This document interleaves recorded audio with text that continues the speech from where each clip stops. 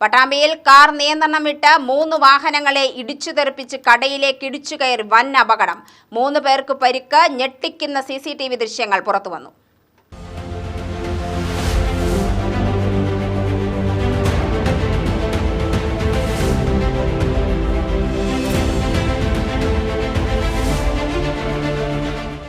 പട്ടാമ്പി മഞ്ഞിലിങ്ങിൽ ഇറക്കത്തിലാണ് അപകടമുണ്ടായത്. പട്ടാമ്പി ഭാഗത്തു നിന്നും ഓങ്ങല്ലൂർ ഭാഗത്തേക്ക് പോകുന്ന കാർ നിയന്ത്രണം വിട്ട പാതയോരത്ത് നിർത്തിയിട്ടിരുന്ന ഓട്ടോറിക്ഷയിലും 2 സ്കൂട്ടറിലും ഇടിച്ച ശേഷം സമീപത്തെ കോഫി ഷോപ്പിലേക്ക് ഇടിച്ചു കയറുകയായിരുന്നു. ഇടിയുടെ ആഘാതത്തിൽ ഓട്ടോറിക്ഷയും ഒരു സ്കൂട്ടറും തെറിച്ചുപോയി. ഒരു സ്കൂട്ടറിനെ ഇടിച്ചു നിരക്കിയാണ് കടയിലേക്ക് ഇടിച്ചു കയറിയത്. അപകടത്തിൽ 3 പേർക്ക് ഗുരുതര പരിക്കേറ്റു. ഇവരെ പട്ടാമ്പിയിലെ സ്വകാര്യ ആശുപത്രിയിൽ പ്രവേശിപ്പിച്ചു.